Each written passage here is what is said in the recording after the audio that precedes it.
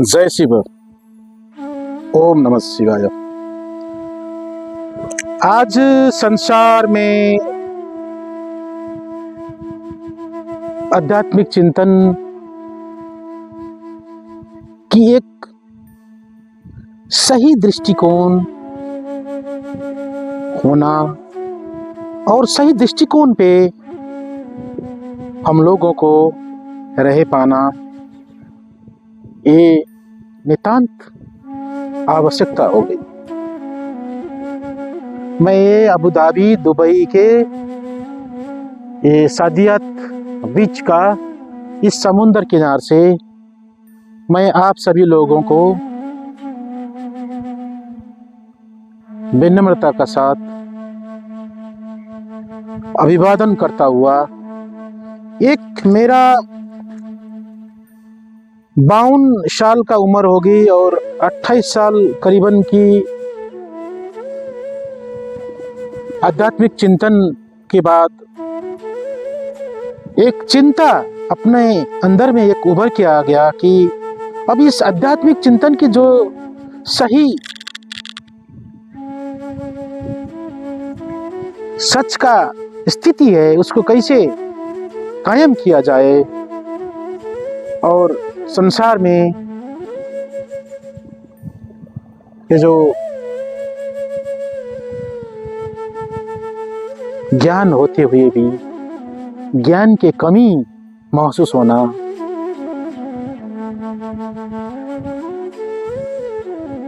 परिपूर्णता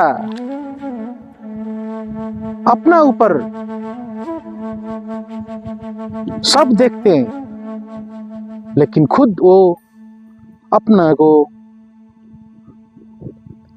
एक खाली खाली सा महसूस करता है। ये क्यों होता है?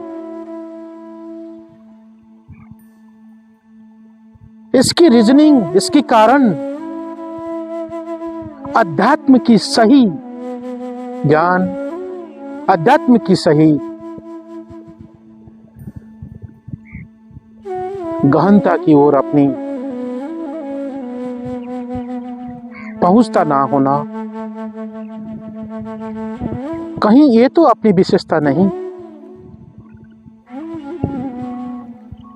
ऐसी हिसाब से अध्यात्म को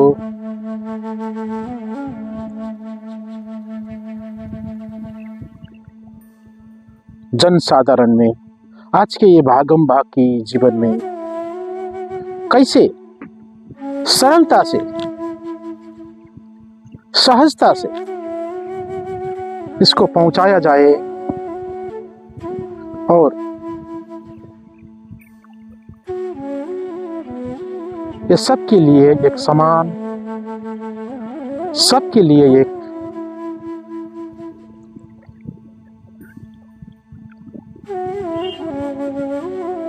साझा थालियां की हाल में कैसे लाया जाए और कैसे ये सबके लिए एक चिंतन की धारा के रूप में जो सनातन से चल के आ रहा उसको कायम करें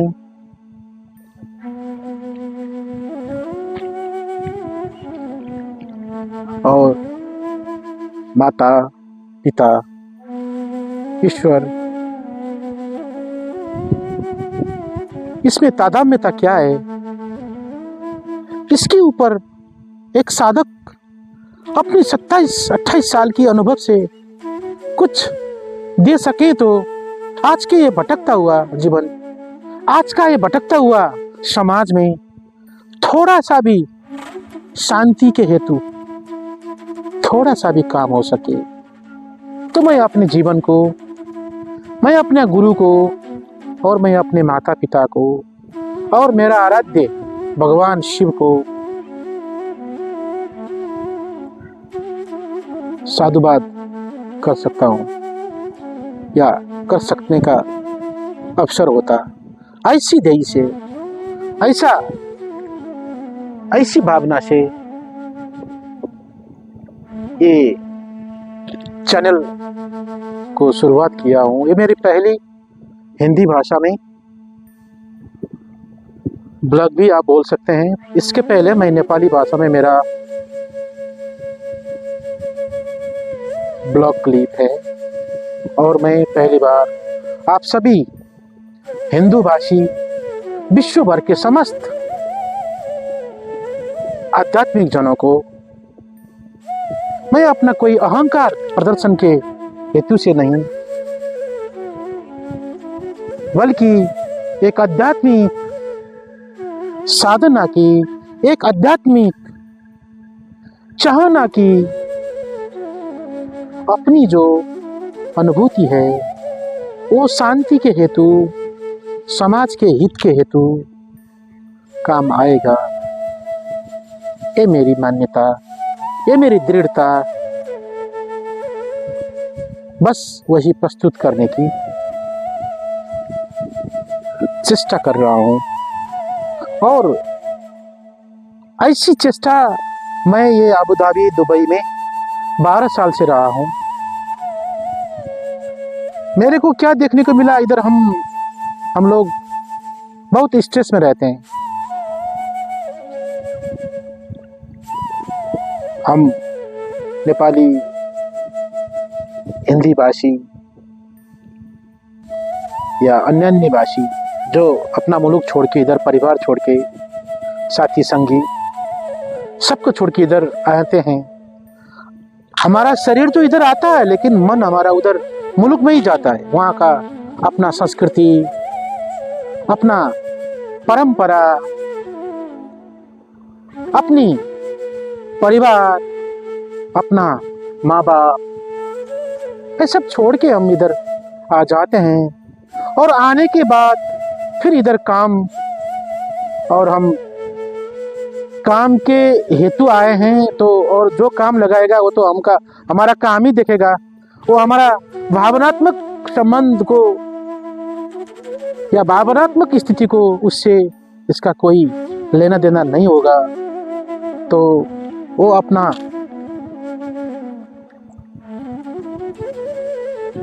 काम वो करेगा, लेकिन हमारा मन खाली खाली रह जाता है। मैं ऐसा इसलिए अपनी आंख से देखा, तो मैं कितनी भाइयों को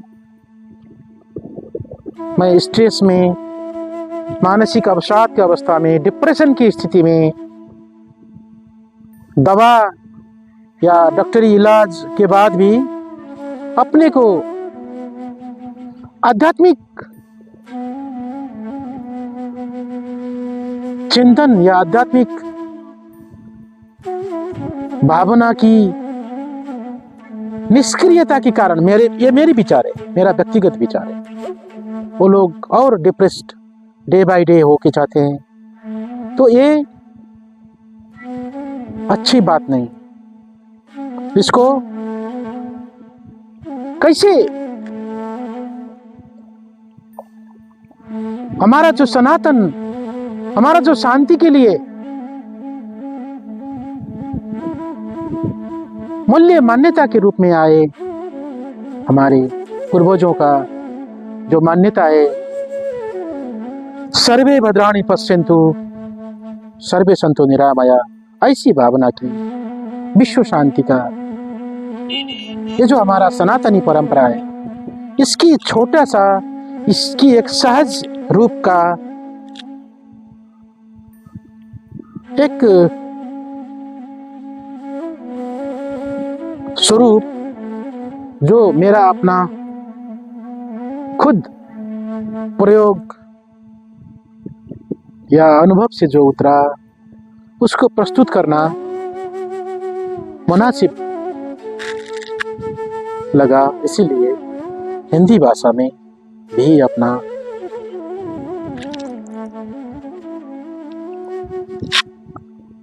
वचन को, अपनी धारणा को, अपनी विश्वास को, अपनी मान्यता को रखने की शुरुआत कर रहा हूँ। इसमें सभी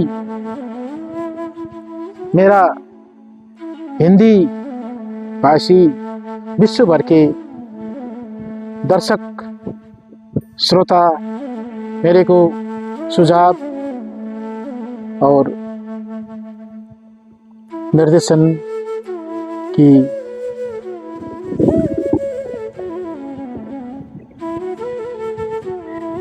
भावना रखें, मैं इसका स्वागत करूंगा। सबसे बड़ी बात हमारी जो मैं देख रहा हूँ कि हम तेज की ध्यान, तेज की मतलब क्या है? हम कहाँ से आ गए?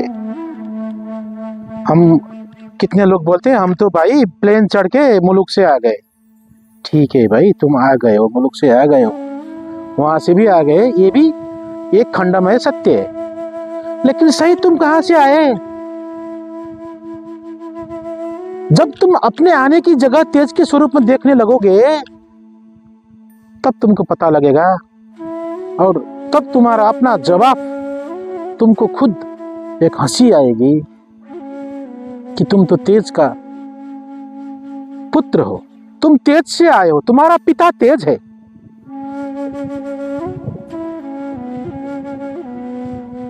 इस तेज को तुम ध्यान करने के लिए तुम्हारा अपना साधना का मंत्र है तो वो लगाओ, गायत्री मंत्र है तो उससे ध्यान करो। लेकिन कुछ भी करो समझ के करो, उसका मीनिंगफुली करो। ऐसा करते जाओगे तुम निश्चिंत एक दिन आध्यात्मिक चेतना की उस तह में पहुंचोगे, और तुमको तुम्हारे साथ में तुम्हारा बाप, तुम्हारी माँ, तुम्हारा परिवार साथ में पाओगे, और संसार के सबको एक प्रेम भाव से, एक माया की सर्वव्यापी आनंद भाव से देखने लगोगे। तो ये स्थिति तक हमारा ऋषि मुनियों ने जो तपस्या करके मस्त रहते थे, वही ज्ञान परंपरा, वही ध्यान परंपरा, वही चिंतन परंपरा भी अभी तक हमारे दर्शन में, चिंतन में, मान्यता में रहते आए हैं। उनको सब एक अपनी अपनी अनुभूति, अपने अपने अनुभव को इकट्ठा करके ये जन समक्ष लेके जाना, और शांति के लिए थोड़ा सा भी काम हो जाए तो बस बहुत कुछ हो गया, बहुत कुछ हो जाएगा। ऐसी मान्यता के साथ मैं मेरा अपना ये हिंदी भाषा का पहला वचन श्रृंखला आज इतना ही रखता हूँ। ओम नमः शिवाय।